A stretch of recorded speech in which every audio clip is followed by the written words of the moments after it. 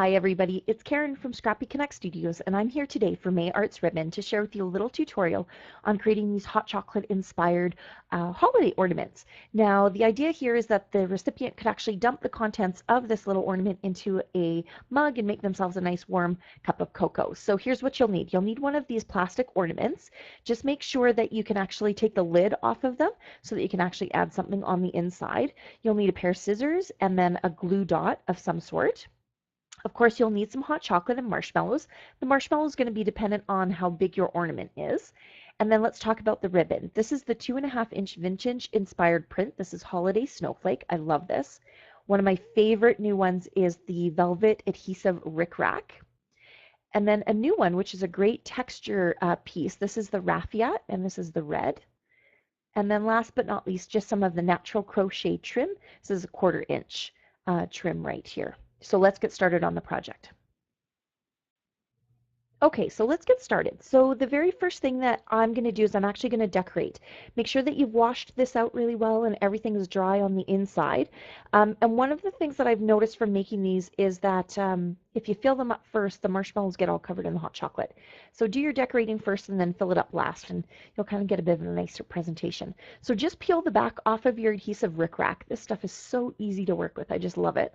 And just run it along your ornament, just like this, and it'll stick. It's got a great adhesion, so you don't need to worry about it coming off. Once you get around to the top, just trim it off and just press it down, just right like that. Doesn't that look cute? All right, perfect. Now you could do the sides too if you wanted to make it look more like a little gift wrap package. It's awesome. Okay, now we're going to take the 2.5-inch vintage inspired print. I cut it so that I had 2 of the snowflakes, and then I'm just going to pinch it and fold it in the middle, and then pinch the 2 sides up like this. And the reason I'm tying it like this is because it has this beautiful snowflake pattern on it, and I don't want that to get lost as I'm tying it or making a bow. So this way I can actually see both of the snowflake patterns. And then to hold it in place, I'm just going to wrap some of the raffia, the red raffia, and tie it in a bow. Just like this. I have big clumsy fingers when it comes to tying bows, so sometimes it takes me a little longer. There we go. Okay, perfect. Now that'll hold everything in place. I'm just going to kind of even out my bow a little bit here and just trim it off. And the red is beautiful because it'll bring out the pattern in the vintage ribbon there. Now I'm just going to take some of my crochet ribbon and I'm just going to tie it around the top.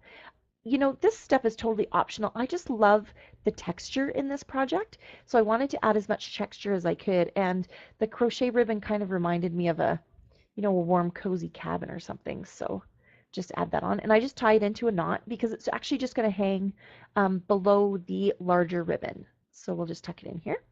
And now I'm just going to trim these ends off a little bit as well so that they don't hang down below my ornament. Perfect. Now I'm just going to take a glue dot. You can use a glue gun or whatever the case may be. And oh, of course, now I just dropped it on my workspace. Never drop your glue dot on your workspace because it'll stick. All right, there we go. Okay. And what I want to do is I want to place it so that it holds the crochet ribbon in place, but also touches the plastic ornament. So it's kind of double duty there. And then all I need to do is take this larger ribbon that I tied.